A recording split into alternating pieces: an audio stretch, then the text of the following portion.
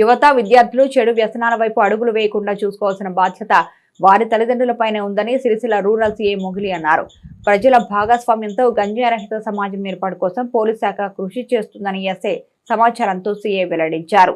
గ్రామాల్లోని యువత విద్యార్థులు చెడు మార్గాల వైపు అడుగులు వేయకుండా వారి తల్లిదండ్రులు తీసుకోవాల్సిన జాగ్రత్తలపై సిరిసిల్ల రూరల్ సీఐ మొగిలి ఎస్ఎస్ సమాచారం ద్వారా సూచనలు అందించారు. గంజాయి ఇతర మత్తు పదార్థాల వంటి నిర్మూలన కోసం పోలీస్ శాఖ నిరంతరం కృషి చేస్తుందని వెల్లడించారు. తల్లిదండ్రులు పిల్లల పట్ల ప్రత్యేక దృష్టి పెట్టాలన్నారు.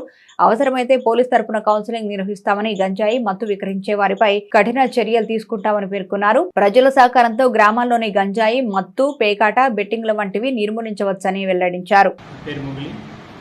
సందర్భంగా నేను మన సర్కిల్ ప్రజలకు కొన్ని సూచనలు చేయదలుచుకున్నాను. అంటే గంజాయికి సంబంధించి, పేకాటలు, సోషల్ వైస్కి సంబంధించి. ఎందుకంటే ఈ రోజుల్లో చాలామంది యువత దీనివల్ల చెడిపోతున్నారు. గంజాయి వల్ల ఎందుకంటే మంచి చదువుకునే వయసులో దానికి అలవాటు పడి పోతున్నారు.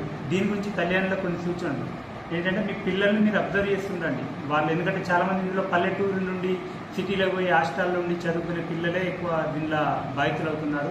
ఎందుకంటే అక్కడ తెలిసి తెలియని వయసులో ఫ్రెండ్స్ ద్వారా వాళ్ళకు గంజాయి అలవాటు పడడం, దాంతో వాళ్ళు కాలేజీ నుండి వాళ్ళు తీసేయడం, ఇంటికి వచ్చిన తర్వాత కూడా ఇక్కడ దాన్ని కంటిన్యూ చేయడం, దాంతో వాళ్ళ కుటుంబాలే కొన్ని నాశనం అవుతున్నాయి. ఇలా తల్లిదండ్రుల పాత్ర చాలా ఉంటుంది గంజాయి కంట్రోల్ చేయడం. ఏంటంటే వాళ్ళు మీ పిల్లలను అబ్జర్వ్ చేయండి. వాళ్ళ సెల్ ఫోన్లు కూడా సొంతంగా లాక్ చేసుకుంటే మీరు చెక్ చేయండి.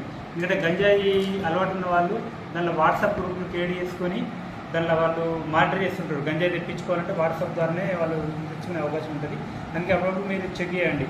ప్లస్ మీరు కాలేజీకి వెళ్ళి కాలేజీ ప్రిన్సిపాల్ కలవండి. మా అబ్బాయి రెగ్యులర్గా వస్తున్నాడా చెప్పండి. ప్లస్ కాలేజీ మీ అబ్బాయిని కూడా కలవండి. అక్కడ మంచిగా చదువుతున్నాడా, వాళ్ళ ఫ్రెండ్స్కి కలవండి. మావాడి ప్రవర్తన ఎట్లా ఉంటుందని అది ఒకటి చెక్ చేసుకోండి. ప్లస్ మీ ఇంటికి వచ్చిన తర్వాత కూడా లేట్ నైట్ దాకా బయటికి వెళ్తే మీరు అడగండి, ఎటు పోతున్నాడు, ఎందుకు పోతున్నాడు. ఎందుకంటే రాత్రి 10-11 గంటల దాకా బయట అవసరం ఉండదు చదువుకునే పిల్లలకు. ముఖ్యంగా ఇందులో ఇంటర్మీడియట్ స్థాయి చదివే పిల్లలకు మాత్రం ఇది చాలా అవసరం. మీరు లేట్ నైట్ బయటకు వెళ్తే పిల్లలు ఎటు పోయిండు అంటే, కొందరు కంబైన్డ్ స్టడీ పోతున్నాం, మా ఫ్రెండ్స్ దగ్గర పోతున్నాం అంటారు. అప్పుడు వెరిఫై చేసుకోండి, నిజంగానే పోతున్నాడా, లేకుంటే ఊరు బయట పోయి ఆడ కొందరు గంజాయి తాగే బ్యాచ్ దగ్గర పోతున్నాడా, అది మీరు క్రాస్ చెక్ చేసుకోవాలి.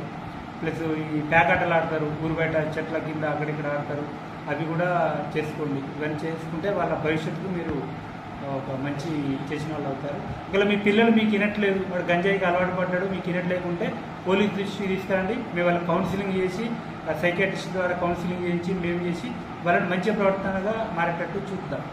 అట్లా ఇంకోటి ఏంటంటే, వాళ్ళకి ఏమన్నా గంజాయి సప్లై చేసి వాళ్ళని చెడగొడుతుందంటే వాళ్ళని పట్టుకొని జైలు పంపుతాం. కౌన్సిలింగ్లో కూడా వీళ్ళు అందరూ వినకుంటే వాళ్ళని పట్టుకొని జైలుకు పంపిస్తాం, ఎన్డీపీఎస్ యాక్టివేట్ చేసి. ఎందుకంటే ఇలా మెయిన్గా తల్లిదండ్రుల పాత్ర చాలా ముఖ్యమైనది. తర్వాత టీచర్లు, వాళ్ళు పోలీస్ తరఫున మేము గంజాయిని కంట్రోల్ చేయడానికి అన్ని విధాలుగా చర్యలు తీసుకుంటున్నాము. దానిలో మేము వాళ్ళ సప్లైదారులు కానీ తాయి వాళ్ళ మీద పూర్తి స్థాయి నిఘా పెట్టి వాళ్ళ వివరాలు సేకరిస్తున్నాము. మన సర్కిల్ పరిధిలో, సిరిసిల్ల రూరల్ సర్కిల్ పరిధిలో పేకాటలు కానీ గంజాయి కానీ ఎట్టి పరిస్థితుల్లో ఉపేక్షించు.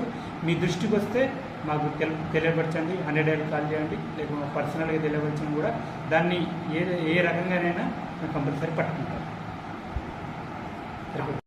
ఈ రోజుల్లో కొంతమంది స్టూడెంట్ ఆన్లైన్ బెట్టింగ్ చేస్తున్నారు.